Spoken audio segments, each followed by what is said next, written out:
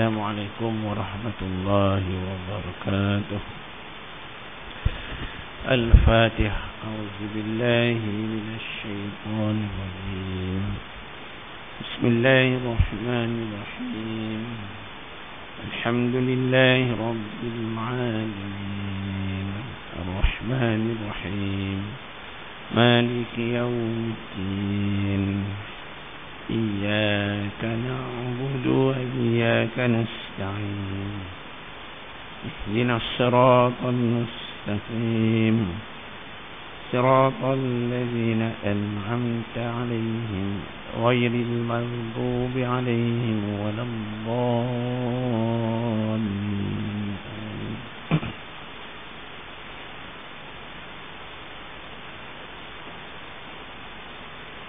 Bismillahirrahmanirrahim. Alhamdulillah fil ula wal akhirah. Lahul hukmu wa ilaihi turja'un. Asyhadu an la ilaha illallah wa asyhadu anna Muhammadan abduhu wa rasuluh. Imamul muttaqin, qa'idud du'a fil mujahidin, khatamun nabiyyin wa sayyidul mursalin. Salawatullah wassalamuhu alaihi wa ala alihi wa sahbihi ajma'in. Ayuhan nas ittaqullah. Usikum wa iyaya bitaqwallah. Qad fazal muttaqun. Wa tazawwadu fa inna khairaz zadi taqwa. Amma ba'du, lillahi ta'ala. Yang saya hormati Tuan Imam, tuan-tuan muslimin, muslimat rahimakumullah. Mudah-mudahan dirahmati Allah. Amin ya rabbal alamin. Bersyukur kehadrat Allah Subhanahu wa taala kerana dengan limpah dan kurnia-Nya dapatlah kita sama-sama berada dalam rumah Allah, sama-sama berada dalam majlis ilmu, sama-sama menunaikan salat fardu maghrib jamaah. Mudah-mudahan Allah Subhanahu wa taala menerima amalan ketaatan kita. Mudah-mudahan Allah Subhanahu wa taala menurunkan barakah, menurunkan rahmah, maghfirah, pertambahan ilmu dan kepahaman, dan seterusnya menguatkan keimanan kita kepada Allah Subhanahu wa taala. Jadi tuan-tuan, kita sambung tafsir Al-Munir juzuk 1 karangan Dr. Wahbah Az-Zuhaili rahimahullah alaihi. Kita sampai ke muka surat 226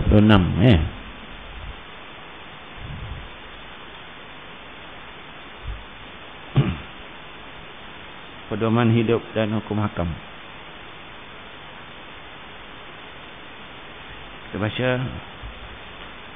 Bismillahirrahmanirrahim. Wa iz akhadna mitsaqakum la tusfikuna dima'akum wa la tukhrijuna anfusakum min diyarikum thumma aqrartum wa antum tashhadun. ثم أنتم هؤلاء تقتلون أنفسكم وتخرجون فريقا منكم من ديارهم تظاهرون عليهم بالإثم والعدوان وإن يأتوكم أسارى تفادوهم وهو محرم عليكم إخراجهم أفتؤمنون ببعض الكتاب وتكفرون ببعض فما جزاء من يفعل ذلك منكم إلا خزي في الحياة الدنيا ويوم القيامة يردون إلى أشد العذاب وما الله بغافل عما تعملون أولئك الذين اشتروا الحياة الدنيا بالآخرة فلا يخفف عنهم العذاب ولا هم ينصرون. Sadaqallahul Azim. Ayat 84 sampai 86. beberapa pencerobohan bangsa Yahudi terhadap janji setia yang telah dimeterai. Kita sampai kepada 227 pedoman hidup dan hukum hakam. Jadi tuan-tuan muslimin rahimakumullah, sebagaimana yang kita telah kongsi bersama dalam kuliah yang lalu sebagai ulangannya, ayat ini merupakan isi kandungan Taurat, yang mana tuntutannya, syariatnya juga menjadi syariat kita, syariat Nabi Muhammad sallallahu alaihi wasallam, dan tidak dimansuhkan, sesuailah dengan kaedahnya dalam usul fiqh yang selalu saya sebut, iaitu syar'un man qablana syar'un lana, iaitu syariat orang-orang yang sebelum kita juga menjadi syariat kita. Ini antaranya, apatah lagi ianya melibatkan keharmonian dan kelangsungan hidup bersama manusia, iaitu dengan berkaitan dengan pembunuhan, peperangan, dan mengusir orang keluar daripada kampung halaman mereka. Jadi kalau kita lihat sini, dalam bahagian pedoman hidup dan hukum hakam, kita masuk terus pedoman hidup dan hukum hakam. Kata Dr. Wahbah Az-Zuhaili rahimahullahu alaihi, qala musannifu, setia kepada janji adalah antara sifat mukmin yang jujur dan ikhlas. Jadi Dr. Wahbah Az-Zuhaili mengambil kira pada perkataan wa iz akhazna mitsaqakum, dan ingatlah ketika kami mengambil janji setia dari kamu. Janji setia di sini maksudnya ialah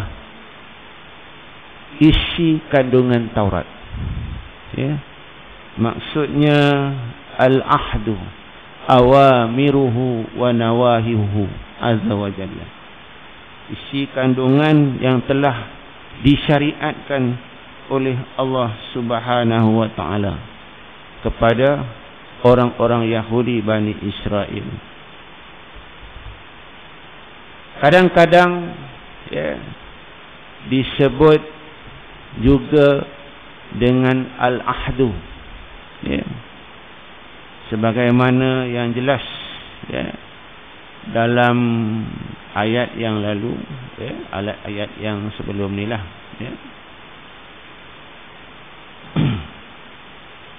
Ya Bani Israel azkuru ni'mati allati an'amtu alaikum. Wahai orang Yahudi Bani Israel, ketika diingatkan oleh Musa alaihi salam, ingatlah akan nikmat-nikmat yang Allah Subhanahu wa taala anugerahkan kepada kamu. Sambung ayat tadi, wa aufu bi ahdi, maka sempurnakanlah, tunaikanlah al-ahdu. Al-ahdu al-misa, yang terdapat di dalam kitab Taurat. Sempurnakanlah, laksanakanlah, ikutkanlah syariatnya. Ufu bi ahdikum, maka jika kamu ikut syariat itu, Allah Subhanahu wa taala ikat pula dengan janjinya kepada orang Yahudi, aku pula akan sempurnakan janji aku kepada kamu. Maksudnya dapat pahala lah, dapat redha Allah Subhanahu wa taala. Wa iyaya farhabun, takutlah kamu akan aku, Allah Azza wa Jalla. Kalau kita lihat sama ada al-ahdu ke misaq, kebanyakan ulama tafsir menyebut bahawa yang dimaksudkan di situ ialah jami'un, keseluruhannya, ma amarallahu bihi min ghairi tahsis, semua titah perintah Allah Subhanahu wa taala, tanpa ada pengkhususan, pengkecualian mana-mana. Semua diperintahkan oleh Allah Taala, termasuklah misak, termasuklah al-ahdu. Ya. Bahkan orang-orang Yahudi yang ada pada zaman Nabi Muhammad sallallahu alaihi wasallam, kata ulama tafsir membawa kaul Ibnu Abbas, ya, mereka ini dianugerahkan, ya, iaitu dua balasan daripada Allah Subhanahu wa taala, dengan menyebut bahawa faman tabi'ahu wa sadaqa bin nur allazi ya'ti bihi ghafartu lahu zambihi wa adkhaltuhu jannah wa ja'altu lahu ajratain bittiba'i Musa wa Muhammad nabiyil ummi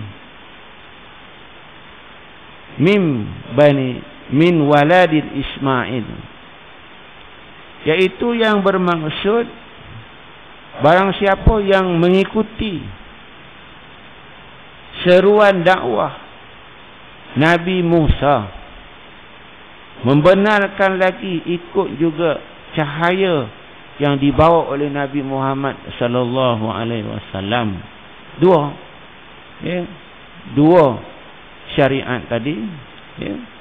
Ya'ti bihi ghafartu lahu zambahu, aku akan ampunkan dosanya, kata ulama, kata Ibnu Abbas dalam kitab tafsir. Kemudian wa adkhaltuhul jannah, Allah Taala kata aku akan masukkan kamu dalam syurga.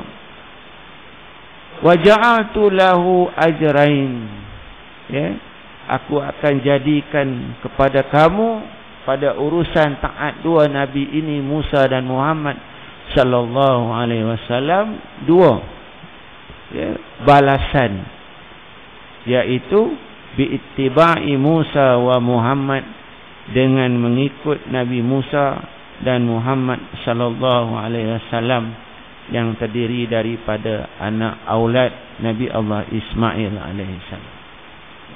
Itu janji Allah Subhanahu wa taala. Setia kepada janji adalah antara sifat orang mukmin. Orang mukmin ini, ya, secara keseluruhannya, bukan zaman Nabi Muhammad sallallahu alaihi wasallam, dari dulu, dari Nabi Adam alaihi salam, mukminnya yang tasdiknya membenarkan apa yang dibawa oleh Nabi, ya. Kalau Nabi Adam, Nabi Adam. Kalau Nabi Nuh, Nabi Nuh. Kalau Nabi Musa, Nabi Musa. Kalau Nabi Isa, Nabi Isa. Dia beriman. Tasdik dia, tasdik yang dikatakan oleh ulama sebagai jazim, ya, yang kukuh, yang padu, ya. Subut, tak bergoyang.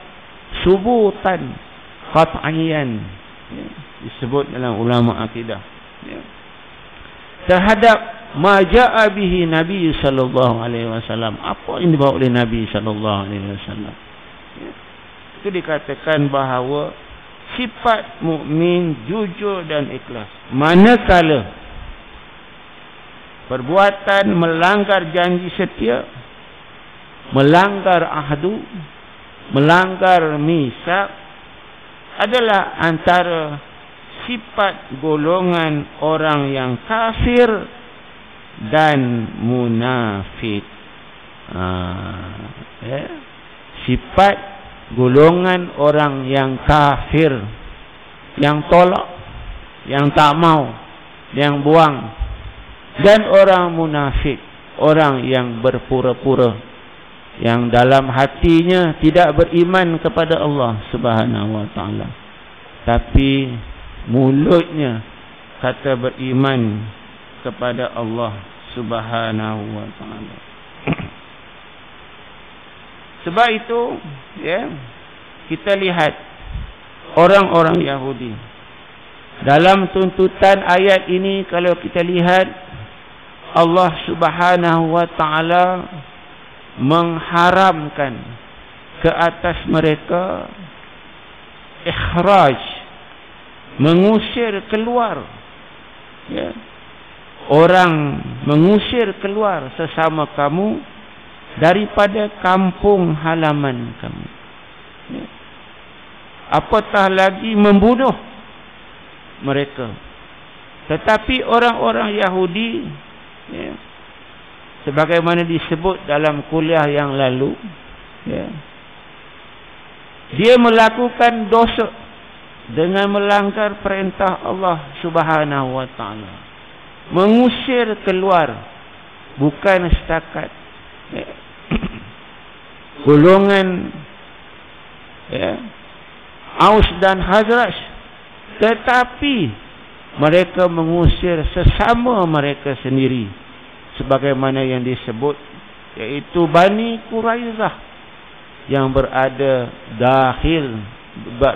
kharij, luar kota Madinah, diusir, lari masuk ke dalam kota Madinah. Perbuatan mengusir ini adalah haram ya. Dan kemudiannya orang-orang Yahudi, saya flashback balik apa yang kita bincangkan dalam kuliah-kuliah yang lalu ya. Orang-orang Yahudi yang sentiasa menjadi batu api ya. Yang kita sedia maklum, di bumi Yasrib itu ada Aus, ada Khazraj, dan ada penyokong, penolong masing-masing. Aus dengan Quraizahnya, Khazraj dengan Kunaikaknya ya, dan nadirnya di kalangan orang Yahudi, saling menjadi batu api di antara satu sama lain untuk meraih keuntungan ya.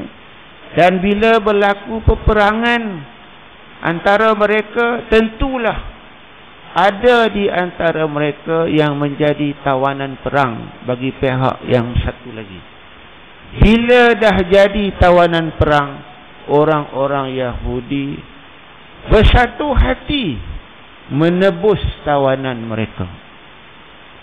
Itulah yang menjadi celaan Allah Subhanahu wa taala, seolah-olahnya pandai pula tebus. Menebus tawanan itu adalah tuntutan Islam, tetapi berperang bukan tuntutan Islam. Mengusir, menumpahkan darah, itu adalah bukan tuntutan Islam. Islam bukan berkembang dengan peperangan, bukan dengan mata pedang. Islam akan bertindak apabila ia diserangi. Waqatilu fi sabilillah, perintah Allah Subhanahu wa taala jelas. Dan peranglah, qatalah, bunuh, berbunuh-bunuhlah, peranglah pada jalan Allah, pada allazina yuqatilunakum, pada orang-orang yang memerangi kamu dahulu. Kita bukan negara peperangan ya. Wala ta'tadu, kalau dah berperang jangan melampaui batas. Yang tidak, syariat Islam berperang pun ada syariat. Rumah-rumah ibadat tidak boleh diruntuh, kanak-kanak tidak boleh dibunuh ya. Pokok-pokok tanaman tidak boleh dihancurkan, dimusnahkan ya. Tapi bila berlaku peperangan, wala taqtadu, jangan melampaui batas. Innallaha la yuhibbul mu'tadin, Allah tak suka orang yang melampaui batas. Orang-orang Yahudi ini, dia mengambil yang kedua tu, apabila ada tawanan mereka ditawan menjadi tawanan, sibuk mengumpul dana untuk tebus tawanan. Sebagaimana saya kongsikan dalam kuliah yang lalu, disebut oleh Jamaluddin Mahfuz, ya, dalam kitabnya Ghazawatur Rasul, ya, sehingga menimbulkan pertanyaan di kalangan orang Aus dan Khazraj. Fakanal Arab yaqulu lahum, orang-orang Arab pun berkatalah kepada mereka, si Yahudi ini, ya, kaifa tuqatilunahum summa tufadunahum bi amwalikum, bagaimana mungkin kamu mengusir mereka, perang mereka, sedangkan lepas itu kamu sibuk kumpul dana tebus tawanan perang kamu. Fakana al-yahudu yaqulun, ada di kalangan orang Yahudi menyebut, qad hurima alaina qitaluhum, memanglah perang itu diharamkan ke atas kami. Dia nak kona saja. Walakinnana nastahyi an nahzula ulafa'ana wa qad amarana an naftadiya usarana fa wabahumullahu biqaulihi apatu'minu bi ba'dil kitab wa ta'furu bi ba'd. Yang bermaksud, memanglah kami diharamkan melakukan peperangan, tetapi kami merasa malu. Tahu pun rasa malu, ya, malu membiarkan tawanan perang berada di tangan kamu. Sebab itulah kami diperintahkan membebaskan tawanan perang. Maka Allah Subhanahu wa taala mencemuh perangai buruk orang Yahudi yang beriman dengan sebahagian tuntutan Allah, menolak pula sebahagian yang lain. Ini perangai orang Yahudi, ya. Itu yang dikatakan tadi, ya.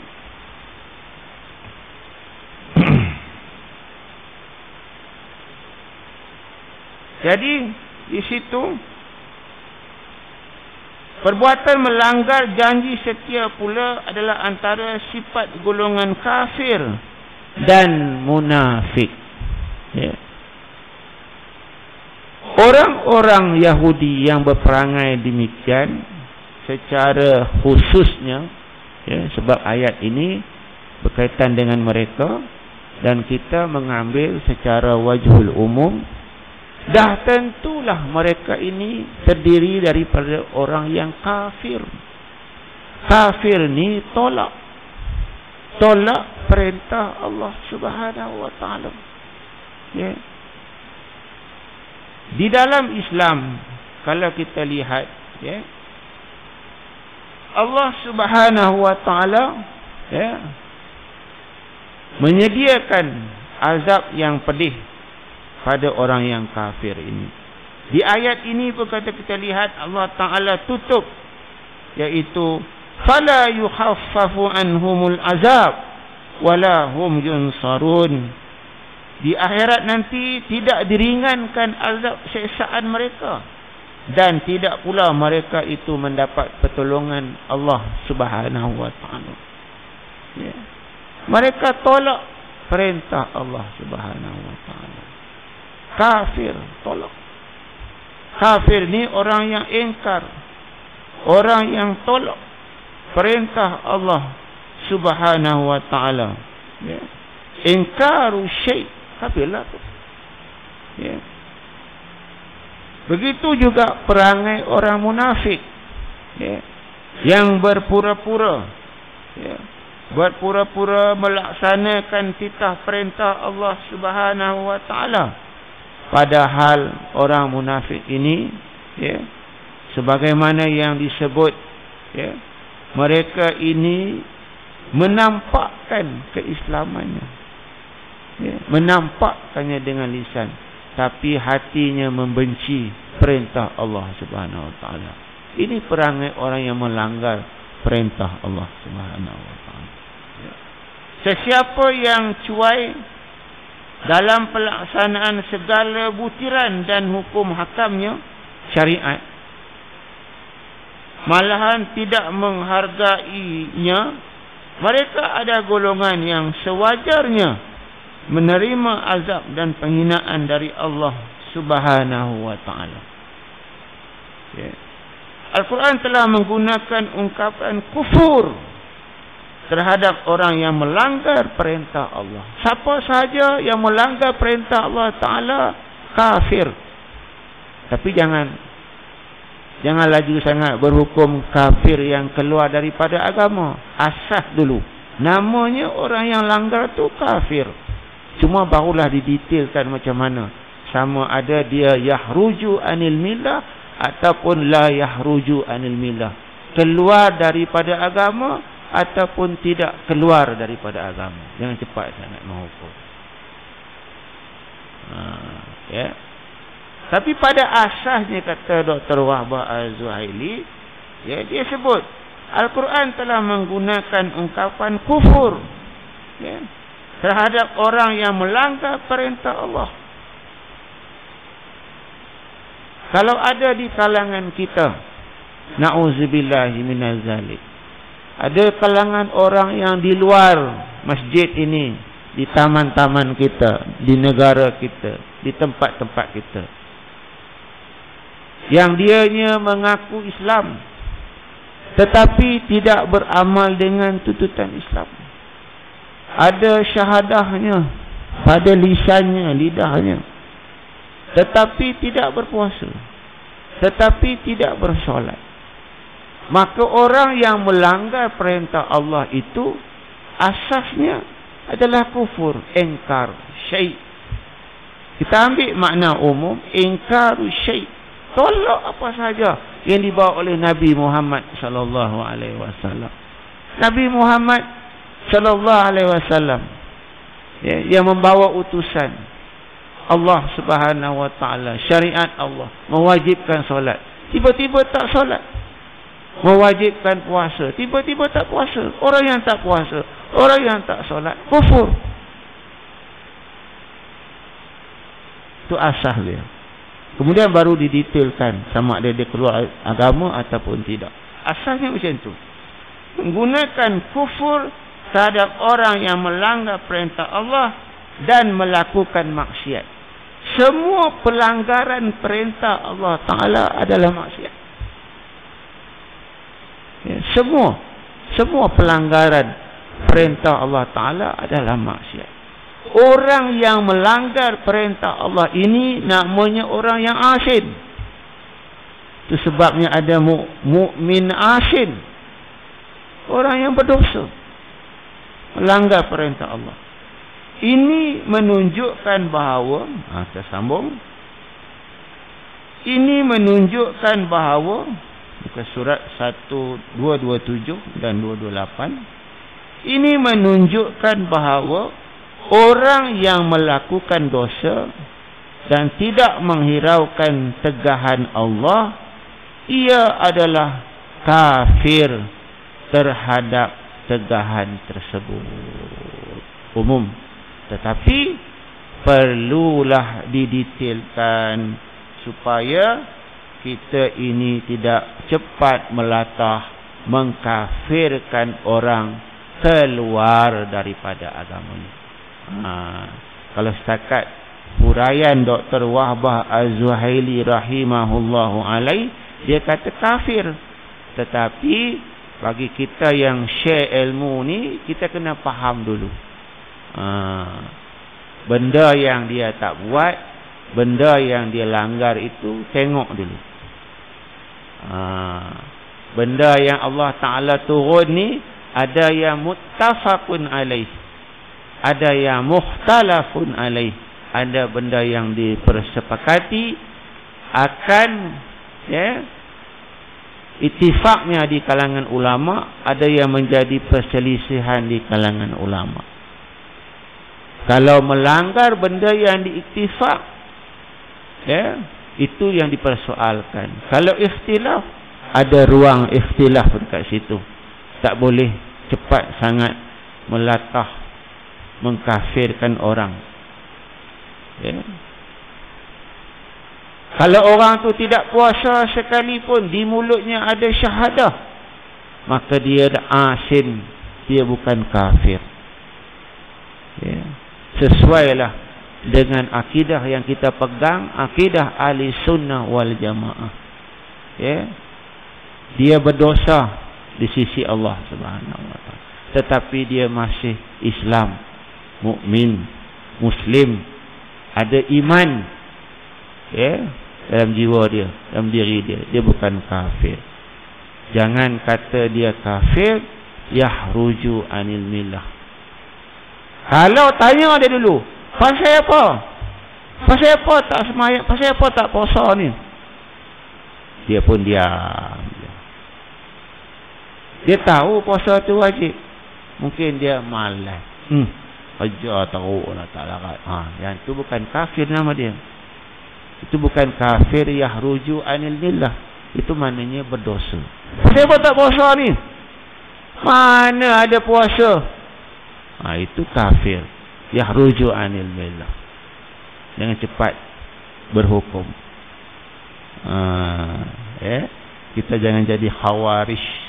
Saya duk pesan selalu dekat surau, dekat masjid yang saya mengajak, jangan wujudkan masyarakat yang cepat jadi khawarij. Kafir. Habis semua kafir, siapa yang tak kafir? Bahaya. Zahiratul takfir ini bahaya. Ya, bahaya. Kita tengok dulu. Dan kita tidak ada kuasa pun mengkafir. Letaklah kepada orang yang berautoriti dalam masyarakat kita. Ya. Kalau begitulah kita mengkafirkan orang, maka masyarakat akan rosak. Ya. Tengok dulu. Ya. Sebab itu ulama membahagikan kepada dua. Saya dah sebut dah dulu, ulang balik tak apa, bagi kita faham lagi konsep dia. Ya. Kufur tu ada dua. Satu yahruju anil millah, satu lagi la yahruju anil millah. Keluar daripada agama, tak keluar daripada agama. Yang keluar daripada agama itu dia disebut sebagai kufur yang kafir yang i'tiqadiyun, i'tiqadnya, ataupun ulama menyebut hakikiyun. Ada juga ulama menyebut kufur yang asliyun, asli. Ya. Kalau kufur la yahruj anil millah, hanya majazi saja. Ya. Majazi saja. Dia dihukum asin, dengan cepat sangat mengkafirkan orang. Ya.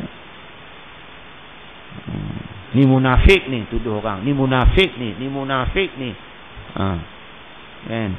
Ini dah bubar pilihan dunia, macam-macam keluar masuk lagi. Itu tak elok, tak boleh. Kan?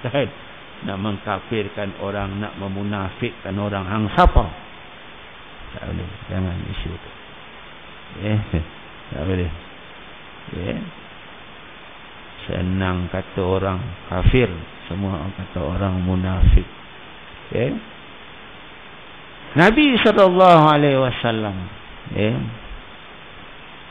bukan tak tahu orang yang munafik. Bukan tak tahu. Di zaman Nabi SAW, bahkan ada seorang sahabat Nabi yang disebut sebagai sahibu sir, pemegang rahsia Rasulullah SAW. Pemegang rahsia. Rapat sungguhlah rapid. Kita nak bagi orang pemegang rahsia ni bukan senang. Ya. Abu Huzaifah Al-Yamani, sahibu sir, pemegang rahsia.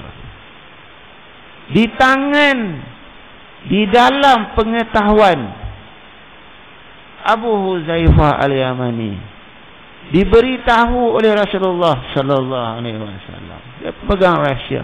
Dia tahu siapa yang munafik, siapa yang tak munafik. Macam mana Rasulullah boleh tahu? Rasulullah malaikat lah boleh tahu. Lagipun Rasulullah kasyaf. Dia tengok orang tahu dah. Saya tengok tuan, saya tak tahu. Tuan tengok saya, tuan tak tahu. Rasulullah tengok tu tahu dah. Hang ni tara mana? Ya. Sahabat Nabi SAW tengok.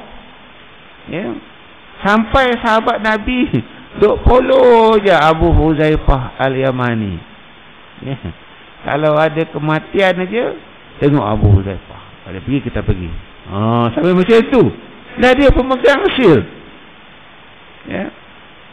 Sehingga kan sahabat Nabi Umar Al-Khattab radhiyallahu anhu jumpa tara-tara Umar Al-Khattab, jumpa Abu Huzaifah Al-Yamani, tanya, nama aku adakah?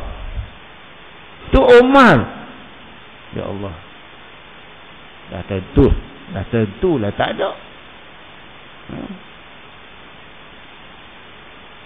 Jangan cepat melatah.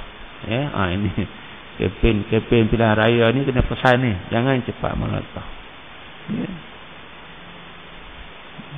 Bahaya. Benda ni akan mudarat yang lebih besar. Ya, jangan cepat munafikkan orang, mentakfirkan. Ya. Jangan membunuh orang. Ya. Kata Nabi SAW, inni ahufu ala ummati an yakula Muhammad ya'tulu ashabahu. Nabi kata, sesungguhnya aku ini takut nanti orang kata Muhammad ini membunuh saudara dia.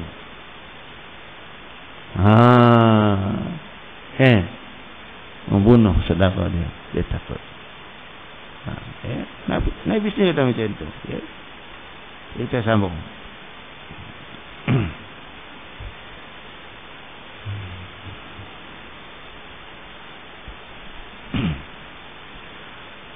Sambungan perenggan yang sebenarnya mengambil tamu.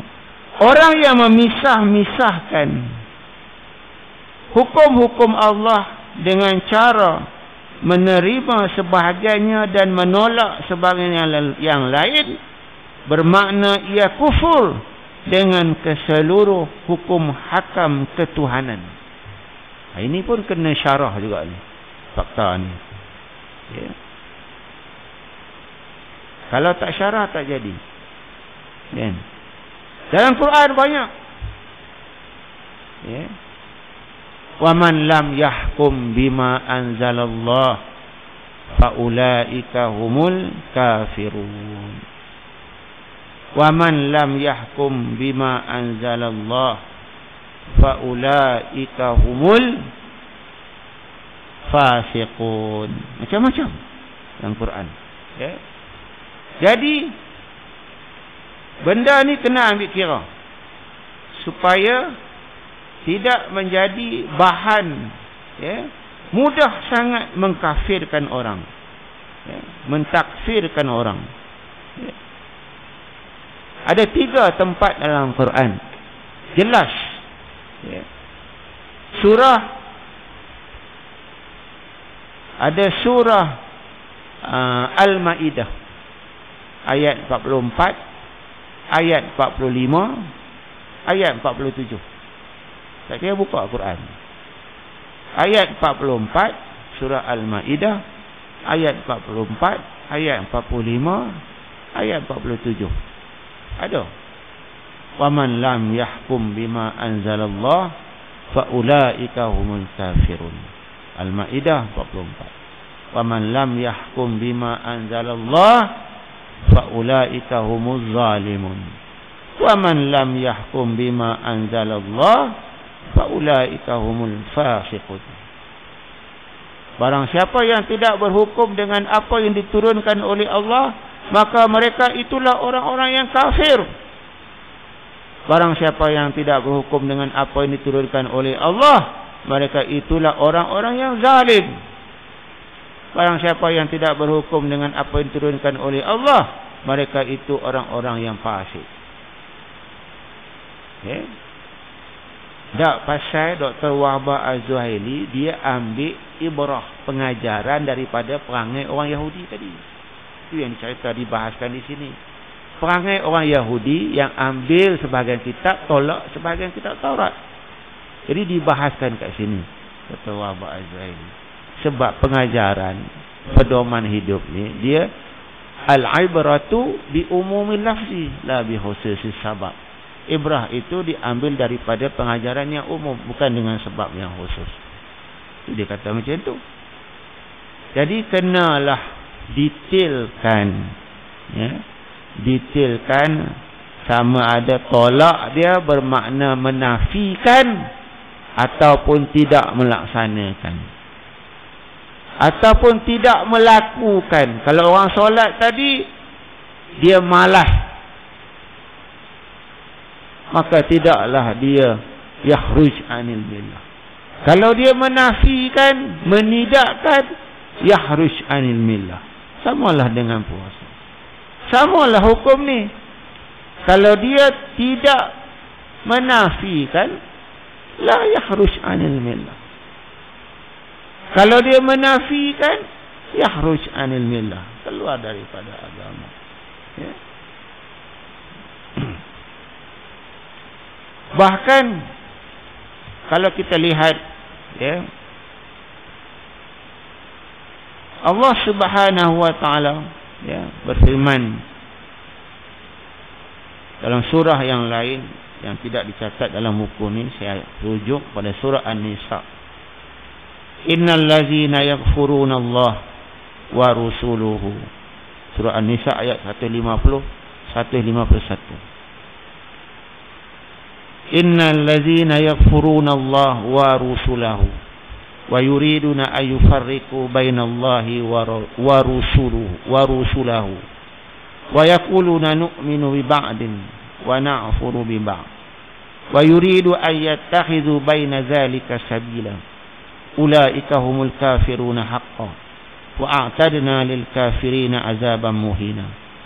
Sesungguhnya orang-orang yang kufur kepada Allah, kufur kepada rasul-rasulnya, mereka mahu membeza-bezakan di antara Allah dan rasul-rasulnya. Mereka mengatakan bahawa kami ini beriman dengan sebahagian dan tolak pula sebahagian yang lain. Mereka ingin menjadikan ini sebagai satu helah untuk tidak melaksanakan perintah Allah Subhanahu wa taala. Mereka itulah orang-orang yang sebenarnya kafir. Ulaika humul kafiruna haqqan. Dan sesungguhnya kami ini wa a'tadna lil kafirina azaban muhina.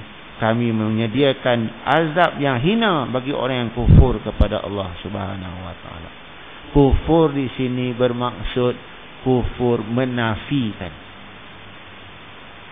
Menafikan, menidakkan.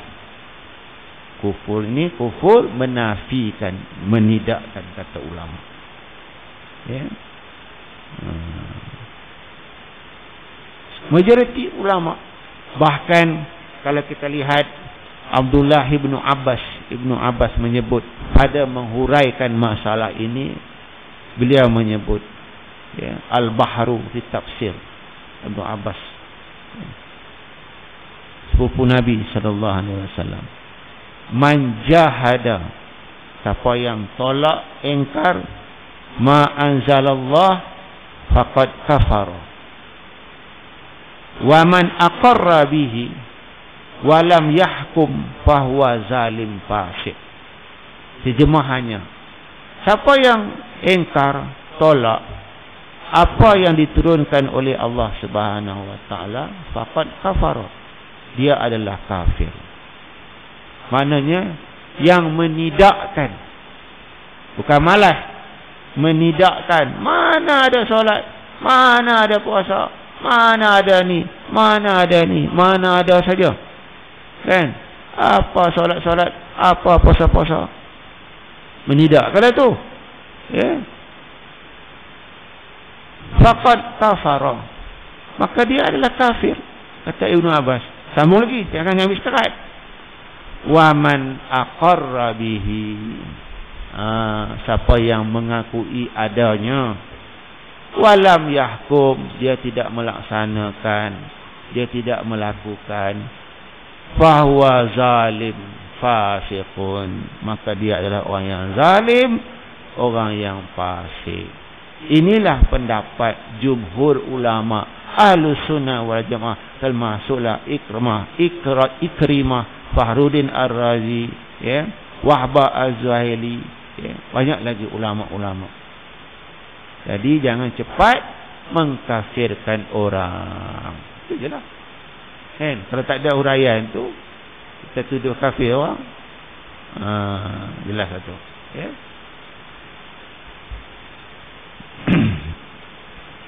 Itu maksudnya tadi. Saya ulang balik, huraian tadi adalah maksud kepada orang yang memisah-misahkan hukum-hukum Allah dengan cara menerima sebahagiannya dan menolak sebahagian yang lain, bermakna ia kufur dengan keseluruhan hukum-hukum ketuhanan. Saya dah hurai, jelas, insya-Allah. Para ulama mengatakan, sambung, para ulama mengatakan bahawa sebelum ini Allah Subhanahu wa taala memeteraikan 4 janji setia dengan golongan Yahudi, iaitu meninggalkan jenayah pembunuhan, tidak mengusir penduduk di tempat tinggal mereka, mengelakkan persengkokolan, sekongkol ni bersama-sama, ya, dalam melakukan kezaliman dan menebus tawanan perang. Sayangnya mereka engkar dan enggan mematuhi semua perintah tersebut kecuali yang keempat, yaitu menebus tawanan perang. Lantas Allah Subhanahu wa taala mencela mereka dalam Al-Quran dengan firman-Nya yang bermaksud yang kita bacakan tadi, ya.